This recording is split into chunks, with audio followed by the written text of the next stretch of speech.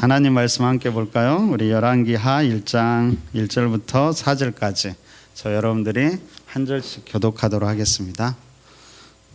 제가 1절 읽고 여러분 2절 읽도록 하겠습니다. 아합이 죽은 후에 모압이 이스라엘을 배반하였더라. 아하시아가 사마리아에 있는 그의 다락 난간에서 떨어져 병들매 사자를 보내며 그들에게 이르되 가서 에그론의 신 바알세불에게 이 병이 낫겠나 물어보라 하니라.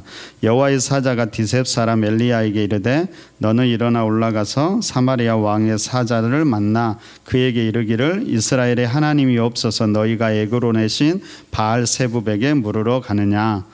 그러므로 여호와의 말씀이 내가 올라간 침상에서 내려오지 못할지라 내가 반드시 죽으리라 하셨다 하라. 엘리야가 이에 가니라. 아멘. 자, 열왕기하가 시작이 다른 성경책과는 조금 다른 것 같습니다. 그렇죠? 왠지 시작 같지가 않잖아요. 그렇죠? 왜 그럴까요? 네, 상하고 연결돼 있어서 원래 열왕기 상과 하는 한 권인데 지금 편의상 이렇게 나누어져 있어서요. 그냥 열왕기 하를 처음 읽을 때는 그렇습니다. 근데 왜 그런지 우리가 조금 이렇게 함께 살펴보려고 합니다. 자, 열왕기 하가 몇 장까지 있을까요? 몇 장까지? 웃지 마시고 그럼 빨리 성경책을 보면 돼요. 제일 마지막에 몇 장까지 있는지. 몇 장까지 있죠? 25장까지 있습니다. 그냥 25장 있다라고 생각하고요. 열왕기 상은 몇 장까지 있을까요? 22장 더하면은 46장, 전체가 46장입니다. 오늘은 열왕기 하를 중심으로 열왕기 상까지 전체적인 흐름이 어떻게 된지 여러분들과 함께 살펴보려고 합니다. 그 나누어진 유인물을 제가 다 빼고 그냥 1번, 2번 숫자만 적어 놓고 여러분들에게 적으려고 할까 했는데 참 중요한 내용이기 때문에 제가 그냥 일단 적어놨어요. 제가 여러분들에게 얘기할 건데 그냥 적어놓고 자주자주 보게 하기 위해서 제가 일부러 적어놨으니까요. 나중에 꼭 이렇게 눈여겨보시면 좋을 것 같습니다. 그래서 오늘은 이제 전체적으로 하나씩 보면서 이야기를 할 건데 오늘은 구체적인 내용보다 여러분들이 열왕기 상하를 어떤 책인지 머릿속에 넣는 것이 오늘 목표입니다. 사실 성경에서 제일 어려운 책 중에 하나가 이 부분이에요. 내용이 어렵다기보다는 막 여러 가지 내용이 왔다 갔다 막 하고요. 그래서 어렵고요. 사실 열왕기 상하를 잘 정리해 놓으면 성경 전체가 쉽게 보일 거예요. 그래서 열왕기 상하를 여러분들이 잘 정리하면 좋을 것 같아요. 자, 먼저 나누어 드린 유인물 두 번째 구약 성경에서 위치를 한번 보세요. 이렇게 적었습니다. 열왕기 상하는 원래는 역사서, 일반적으로는 역사서로 불리는 게 역사책 같아요. 내용을 보면 역사서로 분류되지만 전통적으로는 이 책은 역사서라기보다는 선지서라고 이야기합니다. 차이가 뭘까요? 역사서와 선지서 차이가 뭘까요?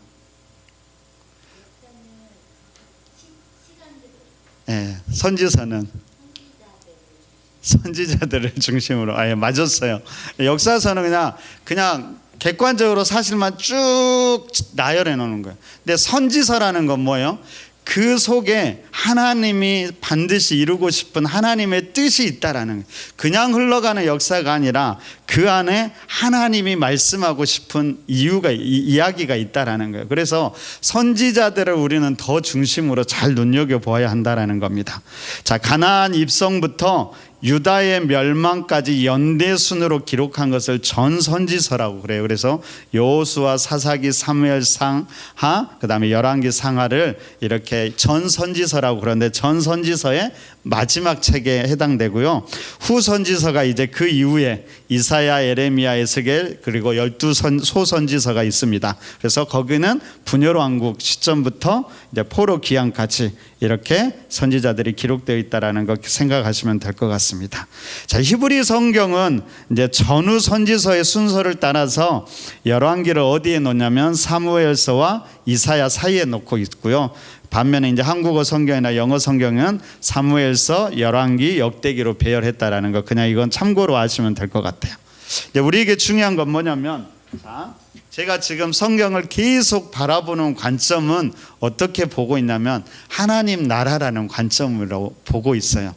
하나님 나라 관점을 쉽게 이야기하면 어떤 관점일까요? 제가 그림으로 그리면 이렇게 그렸어요.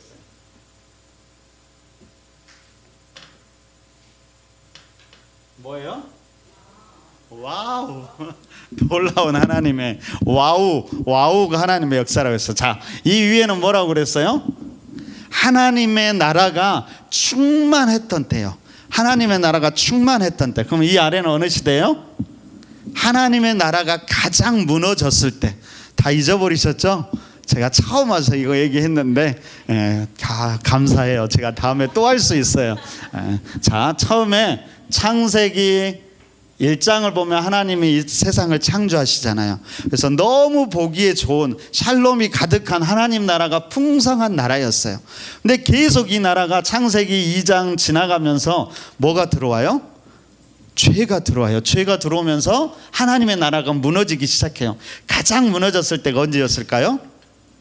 제가 성경에서 대적들 하면 꼭 기억하라고 이름했잖아요. 뭐였어요? 바벨 기억했잖아요. 그러면 여기는 뭐가 나올까요? 바벨탑. 창세기 몇 장? 바벨탑이 우뚝 서서 있잖아요. 두 개가 우뚝 서 있잖아요. 11장에 바벨탑이에요. 바벨탑. 하나님 나라가 죄로 인해서 계속 무너져 나왔어요. 그러자 하나님이 이 하나님 나라를 포기하지 않고 다시 회복시키잖아요. 하나님 나라는 하나님이 회복시켜요. 누구를 불러서? 한 사람 아브라함을 불러서 하나님 나라를 회복시키기 시작해요. 아브라함, 이삭, 야곱, 요셉을 거치고 그 다음에 출애굽 애굽으로 들어가서 그 다음에 모세를 거치고 그 다음에 가나안 땅에 들어가서 정복을 하고 그 땅에 하나님 나라를 세워줬어요. 여기가 어디예요? 여호수아 때. 여호수아 때는 하나님 나라로 가나안 땅, 약속의 땅을 점령하고 하나님 나라를 세웠어요. 그래서 여호수아가 누구의 예표라고 그래요?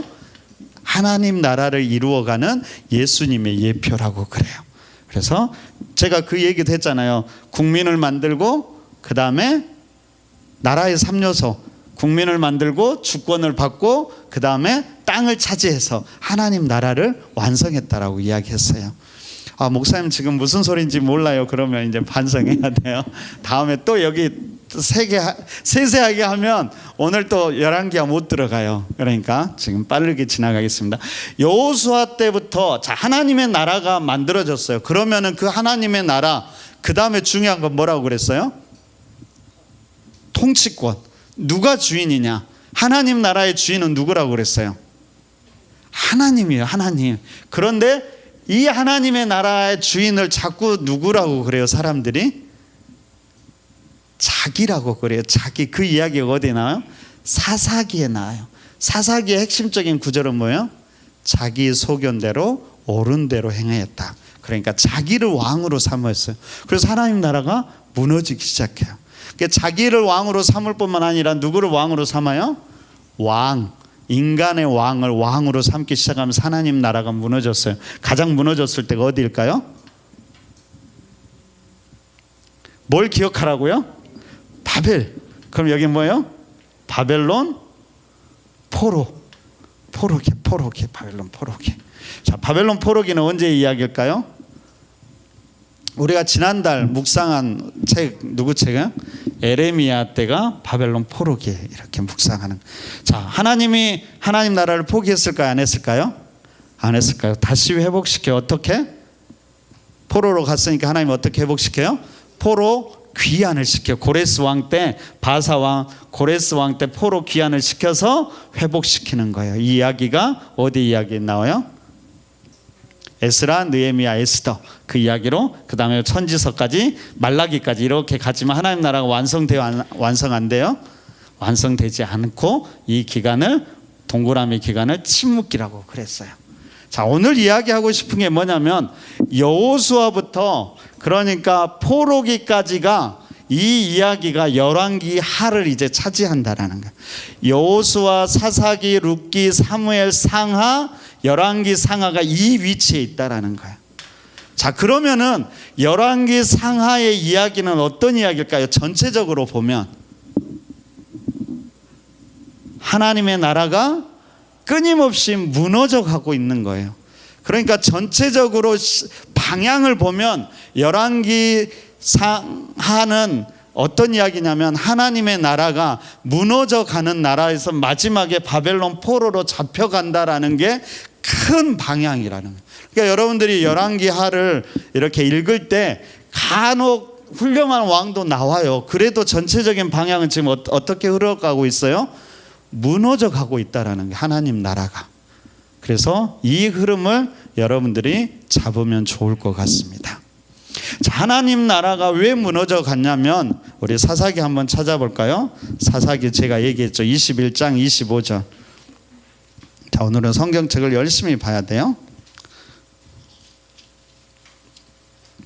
하나님의 나라가 세워졌어요. 그러면 하나님이 왕이 되어야 되는데 누가 왕이 됐는가 볼게요. 사사기 21장 25절.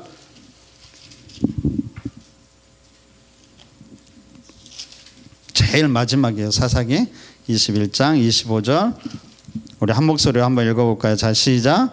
그때 이스라엘의 왕이 없으므로 사람이 각기 자기의 소견에 옳은 대로 행하였더라. 왕이 있었을까요? 없었을까요? 있었어요? 없었어요? 있었어요. 누가 왕이었어요? 하나님이 왕이었잖아요. 그런데 사사기에서는 왕이 없었다라고 이야기해요. 왜 없었다라고 얘기할까요? 사람들이 하나님을 왕으로 삼지 않았다라는 거예요. 자기를 왕으로 삼기 시작하면서 하나님 나라가 무너지기 시작했어요. 시간이 가서 어떻게 할까요? 사무엘상 8장 한번 보세요.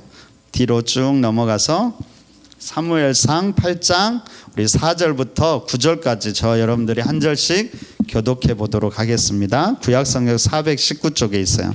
사무엘상 8장 4절부터 9절까지 저 여러분들이 한번 교독해 보도록 하겠습니다. 제가 4절 읽습니다.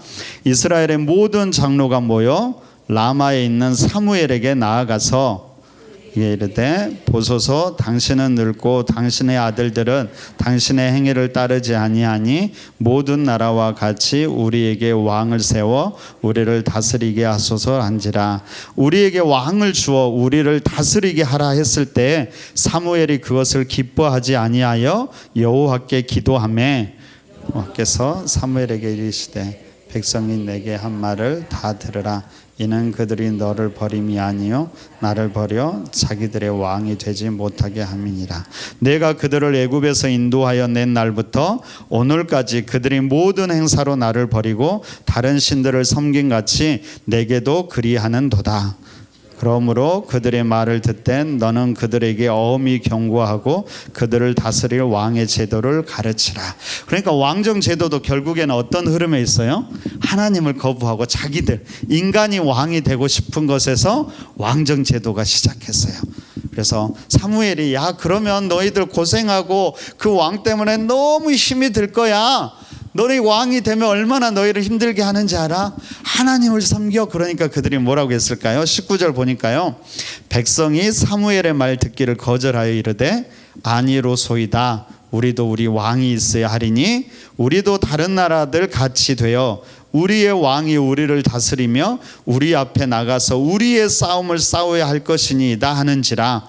사무엘이 백성의 말을 다 듣고 여호와께 아뢰매 여호와께서 사무엘에게 이르시되 그들을 말을 들어 왕을 세우라 하시니 사무엘이 이스라엘 사람들에게 이르되 너희는 각기 성읍으로 돌아가라. 그래서 얼마나 그 우리라는 말이 20절에 많이 나온가 보세요. 이 19절부터 우리도 우리 왕이 있어야 하리니 우리도 다른 나라들 같이 되어 우리의 왕이 우리를 다스리며 우리 앞에 우리의 싸움을 싸워야. 누가 중심이에요? 내가 중심, 내가. 그때부터 하나님 나라가 무너지기 시작했어요. 그래서 이스라엘의 처음 왕으로 누구를 세웠을까요? 자, 여러분들이 이제 사사기부터는 전체적인 방향이 어떻다고요?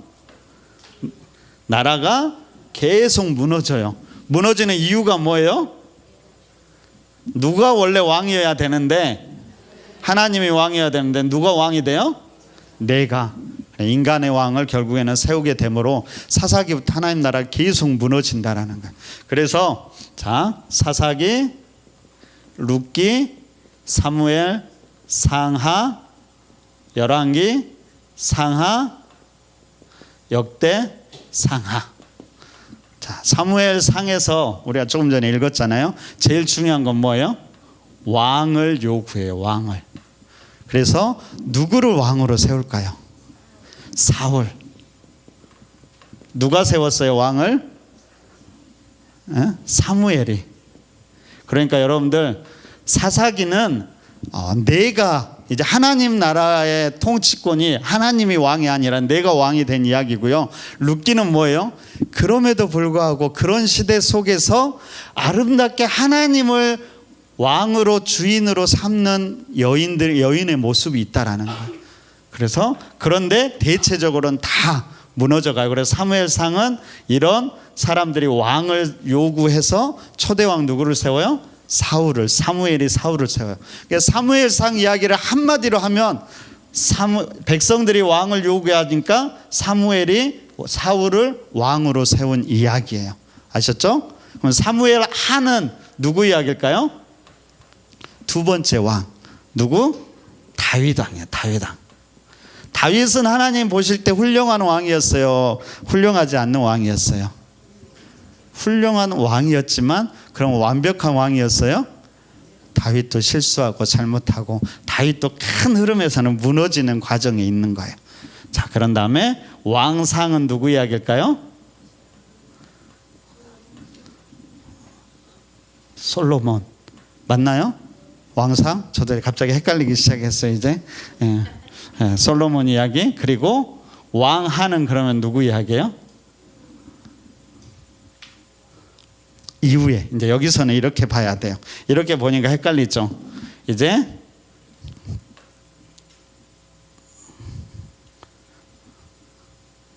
제가 그림을 하나 그려보도록 하겠습니다. 조금 이따 전체를 볼 건데, 자, 이제 이런 그림을 그려요. 이렇게 하고 보통은 열왕기 상하를 볼 때 이렇게 그림을 그려요. 자, 여기가 이제 남유다와 북이스라엘. 여기는 언제예요? 하나 나라예요. 하나 나라. 여러분 참 재밌는 것은 남유다와 북이스라엘 생각할 때 우리나라 생각하면 돼요. 우리나라하고 비슷해요. 자, 여기에는 하나의 나라였어요. 그래서 처음 왕이 누구였어요? 다윗이 아니잖아요. 헷갈리게 하세요. 사울. 그 다음에 2대 왕은 누구? 다윗. 다윗 때까지는 나라가 괜찮았어요. 그 다음에 누구 때? 솔로몬 왕 때 나라가 갈라졌을까요? 안 갈라졌을까요? 안 갈라졌어요. 아직 솔로몬까지는 단일을 한 나라였어요. 근데 갑자기 여기서 누구 때 나누어졌어요? 그래요. 솔로몬의 아들 여로보암이 맞아요? 르호보암이 맞아요? 여로보암의 아들이 르호보암이에요? 헷갈리죠? 예.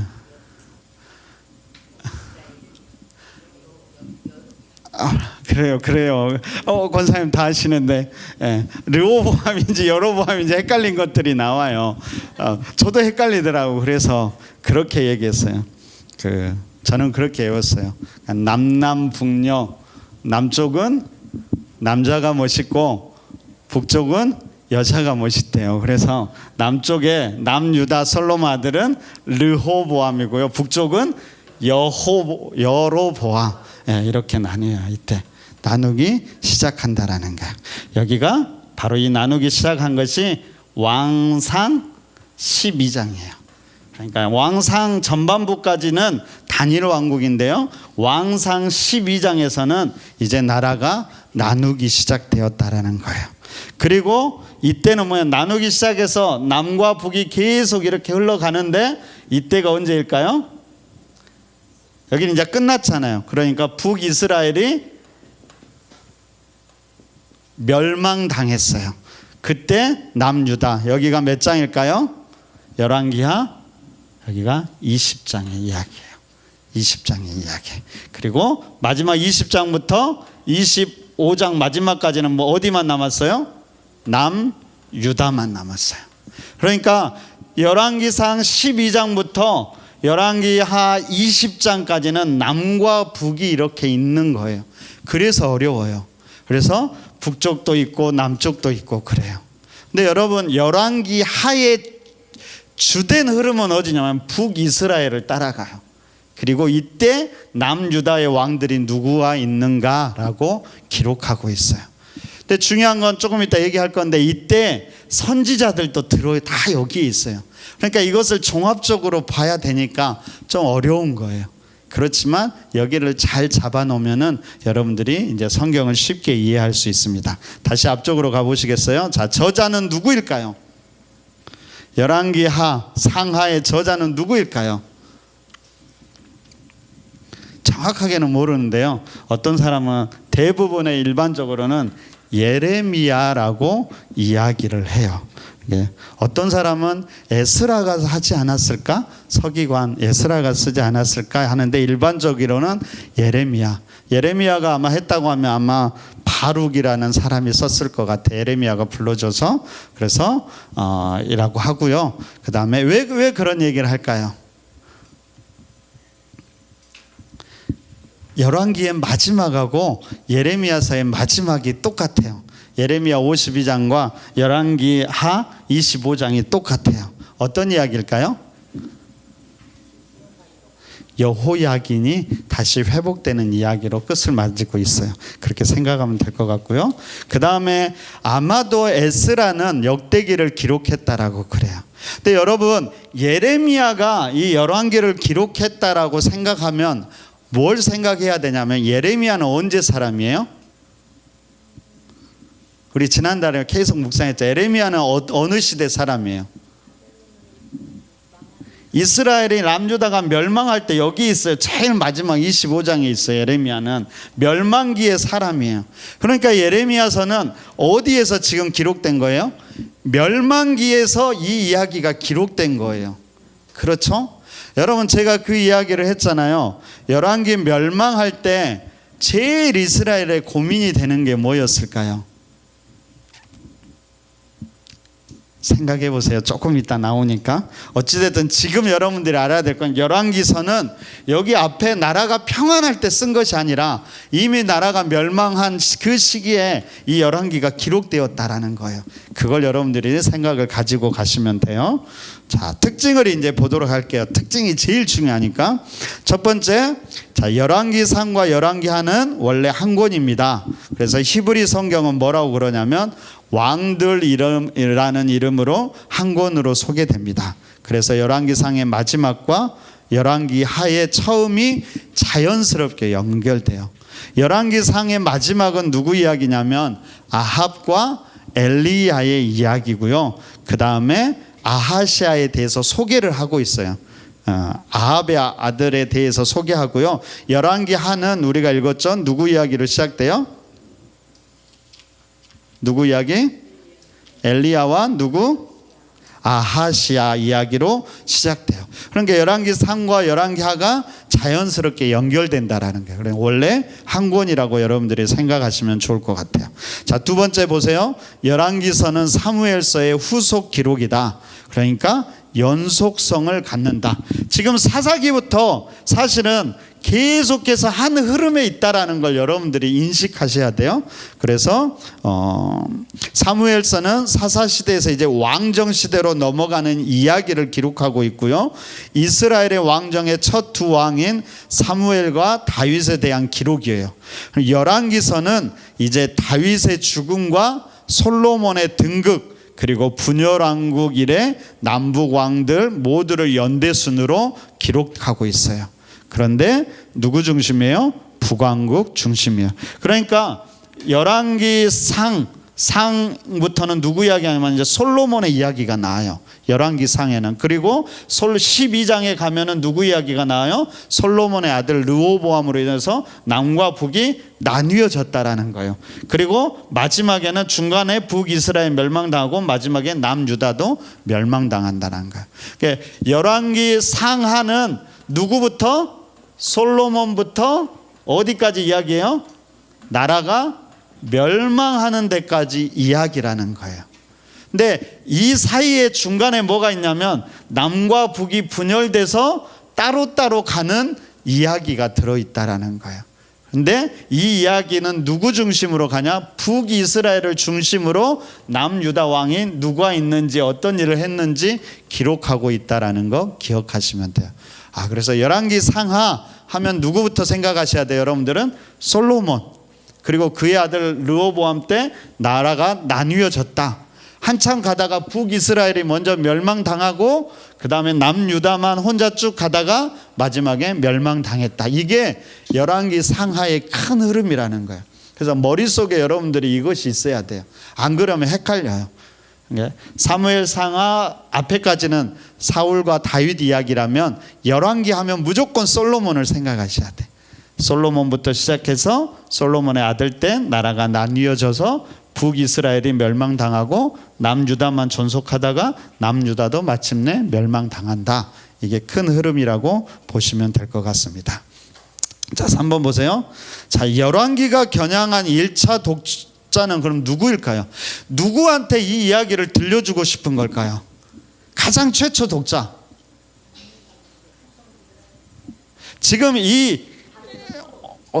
어떻게 하셨어요? 지금 이 이야기가 쓰여진 시점이 어디라고요? 포로기. 그러니까 누구에게 이걸 들려주고 싶었어요? 바벨론 포로로 잡혀간 이스라엘 백성들과 그의 후손들. 그러니까 진짜 이 이야기를 쓴 이유가 뭘까요? 그러면은 이게 중요하다는 거예요. 여러분, 바벨론 포로로 잡혀갔던 이스라엘 백성들에게 가장 큰 고민이 뭐였을까요? 왜 전능하신 하나님이 우상이었던 바벨론 우상에게 패할 수 있는가? 어떻게 하나님의 백성들이, 성민들이 포로로 잡혀갈 수 있는가? 어떻게 전능하신 하나님이 거하시는 하나님의 성전이 무너질 수 있는가? 여러분, 1년 이상을 예루살렘을 바벨론이 포위했다라고 그래요. 그때까지도 이스라엘 백성들은 예루살렘이 절대 무너지지 않을 거라고 생각했다라고 그래요. 왜 그렇게 생각했을까요? 하나님이 지켜주잖아요. 전능하신 하나님, 우리가 하나님의, 그리고 우리를 사랑하시는 하나님이 우리를 지켜주는데 무너지면 돼요, 안 돼요? 안 되잖아요, 우리 믿음에. 그런데 무너졌다라는 거예요. 그러니까 노예로 끌려가는 것도 충격이었지만 이스라엘 백성들에게 가장 큰 충격이 뭐였냐면, 우리가 믿었던 신앙이 과연 뭐냐? 우리가 믿었던 하나님이 도대체 어떤 사람이냐? 도대체 우리는 어떤 존재냐?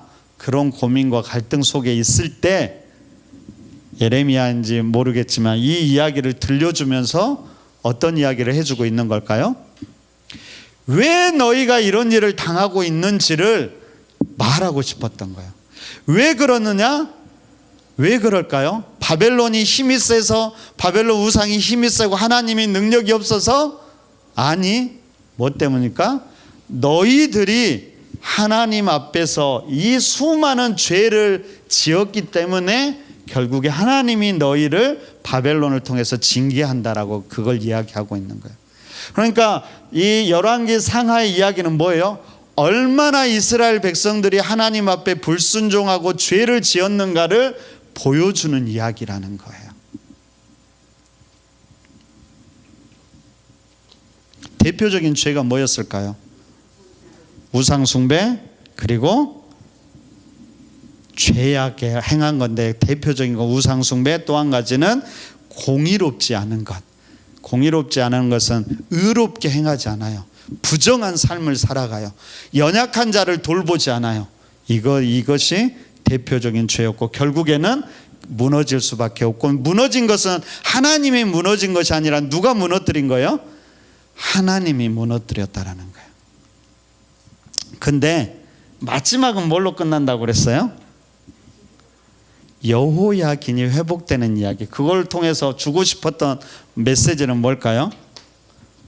이 무너뜨림은 너희를 완전히 죽이는 무너뜨림이 아니라 어떤 무너뜨림이에요? 새롭게 하는 무너뜨림이라는 거예요. 우리가 집을 이렇게 보수 공사를 해요. 인테리어도 새로 하고. 근데 집이 너무 시간이 돼서 낡고 막 더럽고 막 허물어져. 그러면 그거 어떻게 해야 돼요? 다시 보수한다고 돼요? 안 돼요? 안 되잖아요. 그때는 무너뜨려야 돼요. 그리고 새로 짓는 거예요. 지금 이 이야기를 열왕기 상하를 통해서 하고 있다라는 것을 기억해야 됩니다. 자, 네 번째 보세요. 자, 하나님은 이 열왕기상 나라가 무너져 있는데도 끊임없이 누구를 보내고 있을까요? 선지자를 보냈어요. 왜 선지자를 보냈을까요? 무너지는 나라 어차피 무너질 거 그냥 무너지라고 놔두면 되지 왜 선지자를 계속해서 보냈냐 그거예요. 어떻게든 하나님이 그때라도 돌이키기 위해서 끊임없이 보내고 있었다라는 거예요. 여러분 우리가 멸망당할 때 고난당할 때 믿음의 사람들이 그럼 해야 되는 일은 무엇일까요? 야 그냥 무너지도록 놔두자. 그냥 우리는 괜찮아. 그래야 될까요? 아니요. 어떻게든 돌이키려는 그 하나님의 마음을 우리도 품고요. 그러면서 세상을 향해서 끊임없이 하나님의 마음을 전하고 복음을 전해서 어떻게든 돌이키라고 해야죠. 그래서 무너진 시대 속에서도 하나님 뜻대로 신실하게 살아가는 사람들을 구원받는 사람들이 있다라는 거예요. 그 하나님의 노력으로 인해서. 그래서 그 마음을 우리는 잊어서는 안 됩니다. 한국 사회 이 땅이 갈수록 타락해 가고 있잖아요. 아, 이놈의 세상 없어져 버려야 포기하면 안 된다라는 거. 끊임없이 우리가 이 땅을 향한 하나님의 마음을 가지고 복음을 전하고 사랑을 전해야 된다라는 거. 하나님이 선지자들을 어디에 집중적으로 보내는지 아세요? 다음에 볼 건데 여러분 선지서들은 막 이런 평안할 때 많이 없어요. 멸망의 시기 북이스라엘은 멸망해 가는 이 시점 그리고 남유다가 멸망하는 이 시점에 집중적인 선지자들이 다 들어가 있어요. 그러니까 선지서가 어디 있냐? 잘 모른다. 그럼 북이스라엘은 다 여기 있어요. 멸망 시기. 그리고 남유다의 선지자들은 다 어디에 있냐? 대부분 여기 남유다 멸망 시기에 다 있다라는 것. 그래서 여러분 나중에 이 뼈대가 되는 열왕기 상하에 선지서를 끼워 넣어야 되는데요. 대부분 이 멸망기에 있다라는 생각을 가지면 좋을 것 같아요. 그걸 통해서 하나님이 하나님의 마음을 보여주고 있다라는 겁니다. 다섯 번째 보세요. 자, 열왕기의 기초에는 언약이 있어요. 언약. 이 열왕기 시대 속에서 끊임없이 흐르는 두 개의 언약, 중요한 언약이 있어요. 그 언약이 뭘까요? 여러분 언약, 성경에 보면 언약이 중요하다고 하는데 언약 생각나는 건 뭐가 있어요? 언약 하면 무슨 언약 생각나요? 신해산. 처음 언약, 믿음의 조상과 맺었던 언약은 어떤 언약이었을까요? 제가 한번 설교도 했어요. 아브라함 설교하면서 막 쪼갠 고기 막 얘기도 하고 막 그랬어요. 어떤 언약이에요? 횃불 언약. 아브라함과 개인적으로 믿음의 조상으로서 맺은 쪼갠 고기 사이로 아브라함 안 지나간다고 그랬어요. 하나님의 불만 지나가는 거. 하나님의 신실함. 내가 이런 것들을 다 이루어 줄게 라고 했던 거고 이스라엘 백성 공동체와 맺은 언약은 두 가지가 있는데 처음에 뭐예요? 시내산 언약이에요. 시내산 언약은 뭐냐면요. 하나님이 이렇게 해주면 너희는 이렇게 하라. 반드시 뭐가 있어요? 제 건가요? 제 거 아니죠? 네, 어디서 안녕하세요 막 그러고 있어요. 제가 막 환청이 들리는 줄 알았어요. 네, 네. 시야를 흐트리고 있어요. 자, 시내산 언약은 철저하게 계약이에요. 계약. 그러니까 하나님이 이스라엘 백성들이 어떻게 순종하느냐에 따라서 하나님이 축복을 해주고요. 불순종하면은 저주하는 언약이에요. 그러니까 우리가 어떻게 하느냐에 따라서 달라지는 언약이 시내산 언약이에요. 근데 이것만이 있는 게 아니에요. 그래서 이스라엘 백성들이 결국엔 무너지는 이유는 뭐예요? 이스라엘 백성들의 불순종함 때문에 무너지게 된다라는 거예요. 근데 이것만 있지 않아요. 또 한 가지 언약이 더 있어요. 무슨 언약일까요? 다윗 언약이라. 다윗 언약. 다윗 언약은 뭐냐면 다윗 왕가의 왕이 끊어지지 않고 계속되게 해주겠다. 그러니까 이런 시내산 언약에서 징계하는 속에서도 하나님이 하나님의 사람들을 선하게 인도하는 것들이 있다라는 거예요. 그 역사가 계속된다라는. 그러니까 우리는 열왕기 상하를 묵상하면서 뭘 봐야 돼요? 뭘 묵상해야 돼요? 이 두 가지를 묵상해야 돼요. 우리가 하나님의 언약 속에서 불순종함으로써 저주를 받고 있는 것, 잘못하는 것은 뭔가? 근데 그럼에도 불구하고 하나님이 이 속에서 여전히 신실하게 우리를 어떻게 지켜가고 있는가, 이 두 가지를 끊임없이 보면서 묵상할 수 있어야 된다라는 겁니다. 그것이 바로 열왕기 상하를 보는 관점이 될 거예요. 그래서 이 두 가지가 복합적으로 어우러져 있다라는 거 기억하시면 좋을 것 같고요. 여러분, 이 왕들의 이 하나님 앞에 불순종한 것을 보면서 어떻게 해야 돼요? 우리는 어떻게 해야 돼요? 그것을 타산지석으로 삼아서 그 길로 가지 말아야 되잖아요. 근데 희한한 건 뭐예요? 똑같이 가요. 똑같이 가서 분명히 그렇게 멸망당하고 심판당하고 힘들어하는데 똑같이 그 길을 간다니까요. 죄의 관성이 있어요. 그걸 이겨내야 된다라는 거예요. 그래서 끊을 줄 알아야 되고요. 생각 없이 하면 그냥 휩쓸려 가요. 의지를 가지고 그렇게 나아가야 돼요. 제가 하반기를 시작하면서 제 마음에 계속 하나님이 주시는 말씀은 열정을 회복했으면 좋겠다라는 거예요. 우리 길가교회 성도들이 하반기 때 다시 한번 하나님을 향한 사랑과 열정을 회복했으면 좋겠어요.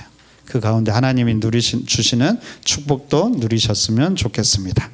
그렇지만 멸망으로 가지만 멸망이 끝이 아니고 시작이라는 사실을 꼭 기억하시기 바랍니다. 한 장 넘겨보세요. 뒤쪽 6번 볼까요?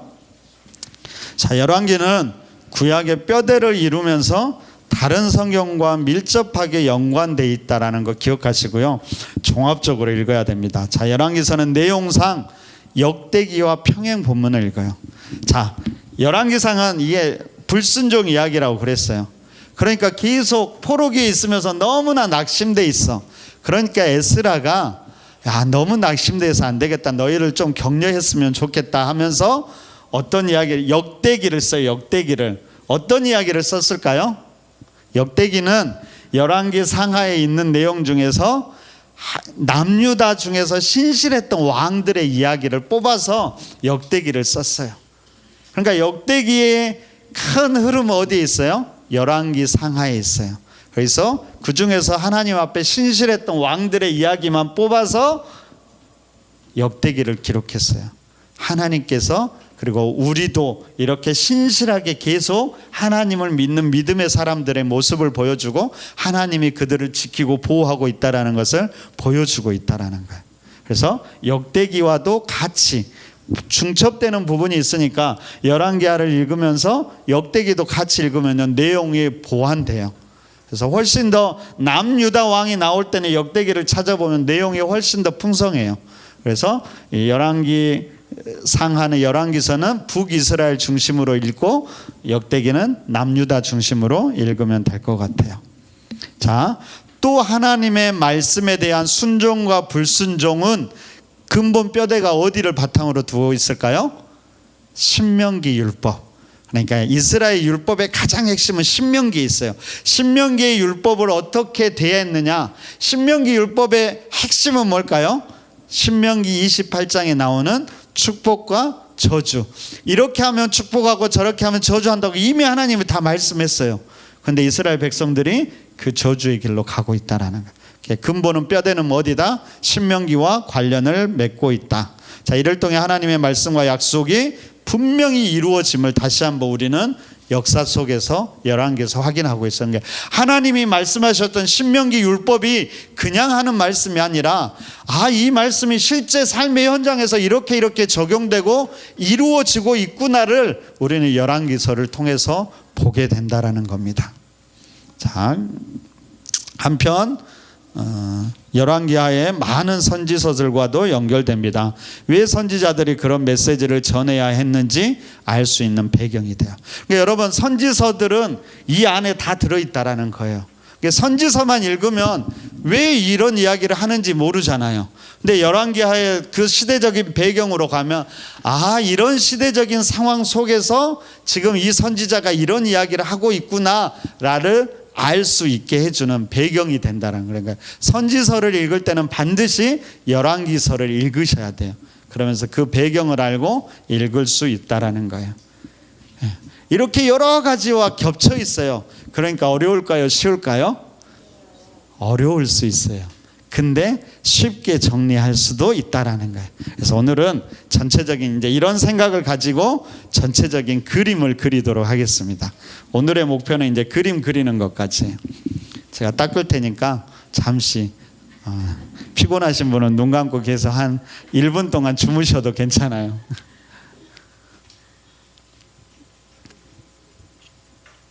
우리도 전자칠판 써야겠어. 띵 누르면 그냥 쭉 지워지고 이렇게 해야겠어요.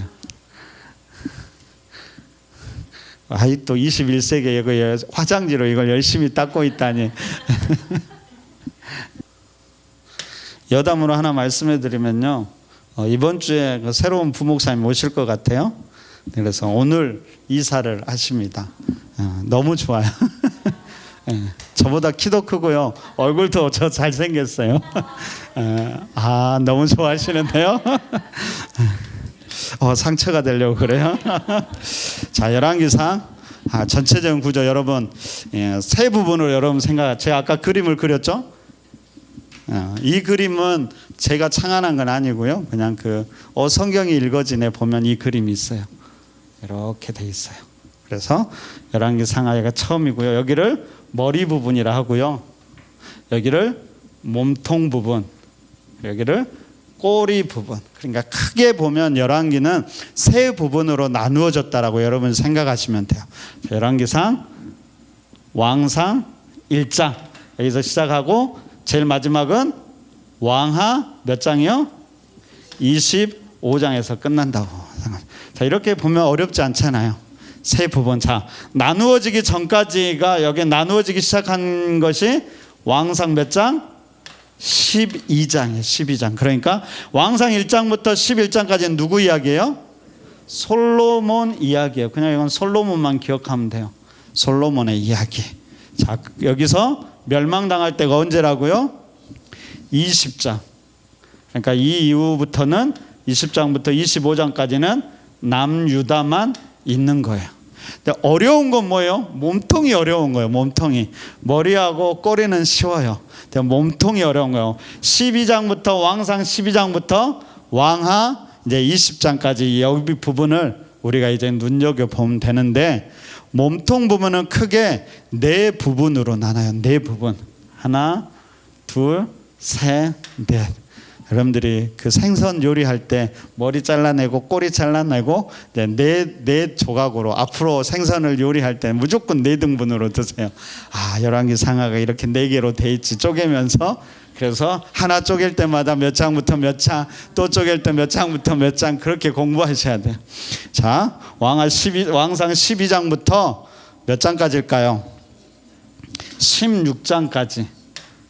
여기는 어떤 이야기냐면, 제목을 잡으면은 이제 남북 분열 왕국 시대, 이제 초기 왕국이 분열되고 초대 왕들이 경쟁하던 시기예요. 그러니까 왕국이 분열되고 초대 왕들 누가 중요할까요? 남쪽에는 누구? 르호보암이 중요해요. 북쪽에서는 여로보암이 중요해요. 이 이름들은 꼭 알아야 돼요. 그렇죠? 여로보암과 르호보암 정도는 꼭 알아야 돼요. 그리고 쭉쭉쭉 가다 괜찮아요. 다른 사람 몰라도 괜찮아요. 누가 또 여기서 중요하냐면요, 누가 중요할까요? 아합이라는 사람이 중요해요. 그러니까 북이스라엘에서 첫 번째에서는 누구를 기억해야 되냐면요, 여로보암부터 아합 전까지요. 여기는 사실은 이제 오므리 왕조에 시작되는데, 오므리라는 이름 여러분들이 그냥 기억하면 좋을 것 같아요. 그리고 남유다에서는 르호보암. 일단 초대 왕들만 기억하세요. 여로보암과 르호보암. 아무튼 이 초대 왕국이 어떻게 나뉘어지게 되고, 그러면서 르호보암과 여로보암이 어떻게 지냈는가, 그 이야기가 왕상 12장부터 16장까지 있다라는 거예요. 그 다음에 왕상 17장부터 몇 장까지요? 왕하 8장까지는 어떤 시대냐면 남북이 화해하는 시대예요. 처음에는 남과 북이 갈라져서 서로 막 경쟁해요. 서로 앉으려고 그래요. 그래서 여로보암도 북쪽에서 제일 먼저 뭘 했는지 아세요? 이스라엘 백성들에게 제일 중요한 게 뭐예요? 성전에 가는 거예요. 아무리 여기서 잘해도 다 일이 성전을 가면 안 되잖아요. 그래서 성전을 자기들이 만들어요. 베델과 단에 우상을 세워놓고, 야, 앞으로는 남쪽에 가지 말어, 여기서 제사 지내면 돼. 그런 이야기들이 여기에 나온다는 거예요. 그런데 여기에서 17장부터는 어떤 이야기가 되냐면 갑자기 남과 북이 친해지기 시작해요. 그 이유가 뭐냐면 아람이라는 나라가 갑자기 등장을 해요. 모압이라는 나라가 아람이라는 나라가 등장을 해요. 자, 어떤 이야기냐면 이제 분열 서로 이렇게 나눴는데 갑자기 아람이라는 나라가 강해져요. 강해져서 이스라엘을 공격하기 시작해요. 외부에 공격이 있으니까 내부는 어떻게 해요? 야, 우리 잠시 싸움을 좀 멈추고 서로 우리 친하게 지내자라고 이야기를 하는 거예요. 이때 북이스라엘에서 누가 등장하냐면 누구예요? 아합이 등장해요. 아합. 그리고 남유다에서는 누가 등장할까요? 여호사밧이 등장해요. 그러니까 여러분들 화해 시대에는 누구를 기억해야 되냐면 아합과 여호사밧을 꼭 기억해야 돼요. 아합의 아내가 누구였을까요? 이세벨이었어요. 이세벨. 서로 이때부터 친하게 지내니까요. 아합이 전쟁을 갈 때는 누가 가서 도와줘요? 남유다 여호사밧이 가서 도와줘요. 그래서 싸울 때 같이 도와줘요. 그러다 보니까 우리 더 친해지자 그러고 한 것이 뭘까요? 사돈을 맺어요. 그래서 아합과 이세벨의 딸이 누구였을까요? 아달랴라는 딸이 있어요. 그래서 여호사밧의 아들이 누구였을까요? 여호람이었는데 여호람과 이 아달랴, 여기 딸 아합의 딸 아달랴를 결혼을 시켜요. 그래서 서로 친해지기 시작했어요. 여호사밧이 엄청 친했던 것 같아요. 아들 이름을 누구라고 지었어요?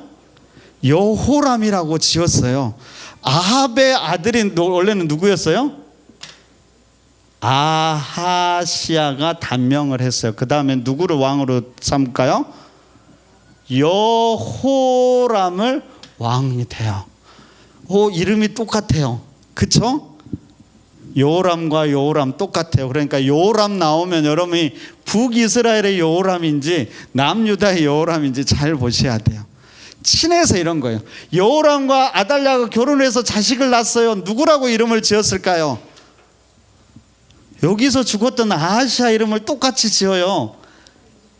야, 서로 막 이름도 바꾸고 가요. 친한 것 같죠? 친했다라는 건가요? 남북 화합 시대. 그러니까 남북 화해 시대는 누구를 기억해야 돼요? 아합을 기억하고 남유다는 누구? 여호사밧.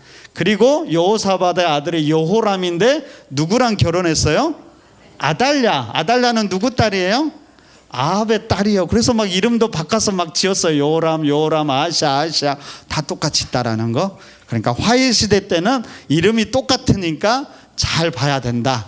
그렇게 기억하시면 돼요. 무조건 여호사밧과 아합은 기억해야 돼요. 아내 이세벨도 기억하시고. 이때부터 본격적으로 북이스라엘은 이제 타락하기 시작해요. 자, 이렇게 되자 세 번째는 어떤 시대냐면 남북이 단절돼요. 단절. 화해했다가 이제 단절이 돼요. 왜 단절이 됐을까요? 하나님이 이 아합과 이세벨이 북이스라엘을 너무 타락시킨 거예요. 그래서 이들을 심판하기 위해서 누구를 보내냐면 예후라는 사람을 보내요. 그래서 예후가 이 아합의 조상 오므리 왕조라고 그래요. 이게 오므리 가족들이에요. 그러니까 이 아합 가문을 이세벨이랑을 다 진멸해버려요. 그러니까 북이스라엘은 아합 가문이 있어요, 없어요? 없어요. 근데 누가 지금 남쪽에 있어요? 남유다에 누가 있어? 딸 아달랴가 있잖아요. 아달랴가 남쪽에서 유다 최초로 구테타를 일으켜요. 이 여자가 다 왕가에 있던 왕자들을 다 죽여버려요. 그리고 자기가 왕이 돼요. 자, 북쪽에는 아합 가문을 물리쳤던 에후가 있었고, 남쪽에는 아합 가문의 아달랴가 정권을 잡았어요. 사이가 좋겠어요, 안 좋겠어요? 안 좋잖아요. 자기 부모를 다 죽였잖아요. 그러니까 이때가 서로 어떤 관계예요? 단절돼요. 서로 이제 단절되고 서로 미워하는 단계에 있었다라는 거예요. 아달랴가 다 죽였는데 그때 살아남은 왕자 한 명이 있었어요. 누구였을까요? 누구였어요? 요아스라는. 요아스가 어떻게 살았을까요?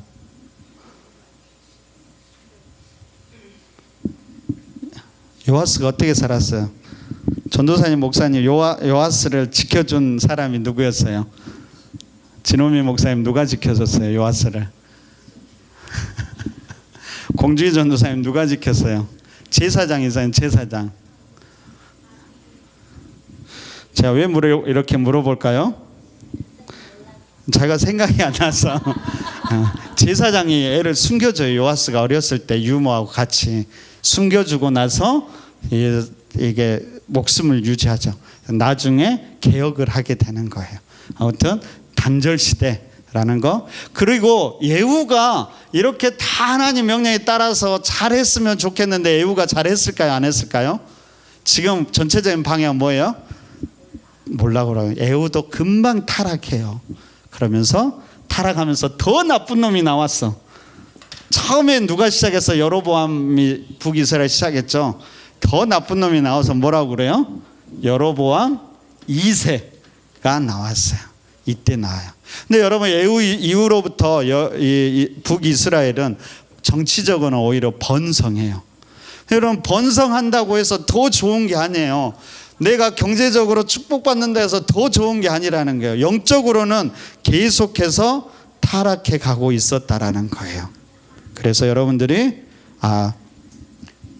누구를 기억하냐면 예후를 기억해야 되고 여로보암 2세를 기억해야 돼요. 그리고 마지막에 멸망은 누구 때? 이건 아직 아니구나. 여기 단절 시대에는 여로보암 2세, 그리고 이때는 정치적으로 부흥기였다라는 거 기억하시면 돼요. 남유다에서는 누구? 아달랴가 반역했는데 살아남은 왕이 있었는데 요아스가 있었다라는 거 기억하시면 돼요. 자, 마지막 이제 세 번째, 두 번째, 여기가 첫 번째, 두 번째, 세 번째, 이제 세 번째는 어떤 시대일까요? 아시리아, 아수르라는 나라가 아시리아가 힘이 강성하던 시대예요. 그래서 북쪽에서 아시리아가 강대하면서 북이스라엘을 멸망시키게 돼요. 누구 때 멸망시켰을까요? 멸망. 왕은 기억해야 되잖아요. 멸망. 호세아. 선지자 아니에요? 왕이에요. 호세아 왕 때 북이스라엘이 멸망당했다는 거예요. 그때 남유다의 왕은 누구였을까요? 맞아요. 가장 선한 왕이었던 히스기야가 이때 등장을 해요. 그러니까 멸망 시기에 여러분들이 꼭 기억해야 될 것은 호세아, 히스기야를 기억하면 돼요. 이때는 뭔 시대예요? 아수르가 강력한 힘을 발휘하던 시대였다라고 기억하시면 돼요. 자, 그리고 북이스라엘 멸망했어요. 그 다음에 히스기야부터 마지막 멸망 때까지는 누가 중요할까요? 히스기야가 중요하고 또 누가 중요하다고 그랬어요? 다시 한번 종교 개혁을 하고 마지막 우리가 예레미야 때 누구 왕을 하나 기억했잖아요. 누구요? 요시야 왕. 그리고 요시야 자녀들 때 멸망했다라는 거예요. 이 정도 왕을 여러분들이 알면 돼요. 자, 다시 한번 정리할게요. 남북 분열 시대, 처음 남북 분열, 초대 왕들 분열하던, 남북이 초대 분열해서 경쟁하던 시대는 누구를 기억해요? 남쪽은 누구? 르호보암. 북쪽은 여로보암을 기억하시면 돼요. 그 다음에 남북이 화해했다고 해서 외부의 그 공격으로 인해서 화해했어요. 누구? 아합과 누구 아내? 이세벨. 그리고 남쪽은 여호사밧 이야기가 나와요. 그리고 여기에 며느리가 누구? 아달랴가 나온다라는 거예요. 이 이름들은 기억하셔야 돼요. 여호사밧. 그러니까 우리가 열왕기 이야기를 하면 이야기에 나오면 여호사밧이 같이 막 전쟁을 치르는 이야기가 처음에 등장하는 거예요. 그러면 어느 시대를 지금 열왕기 하는 속에 있어요? 화해 시대에 있다라는 거예요. 여러분들이 그렇게 기억하시면 돼요. 그 다음에 뭐죠? 남북 단절 시대. 단절 시대는 누가 개혁을 해요? 아합을 다 죽이고 예후라는 왕이 개혁을 해요. 남쪽엔 그때 누가 등장을 해요? 아달랴가 쿠데타를 일으켜서 다 왕가를 죽였어요. 근데 예후가 개혁한 다음부터 계속 또 나빠져. 그래서 누구까지 등장해요? 더 나쁜 놈 여로보암 2세가 등장하고, 남쪽에서는 아달랴의 이 숙청에 누가 살아남아요? 요시 아니에요. 요아스가 살아남아서 나중에 하게 된다. 그리고 세 번째는 이제 아시리아가 강력해질 때 이제 멸망, 북이스라엘이 세 번째 멸망을 하죠. 언제예요? 그때가 호세아 시대 멸망을 하고, 그때 누구였어요? 남유다 왕은 히스기야였다. 그리고 마지막 요시야를 기억하면서 마지막, 여기는 에레미야 시대와 똑같아요. 그래서 요시야와 그의 자녀들 여호아스, 여호아김, 여호아긴, 시드기야를 기억하시면 될 것 같습니다.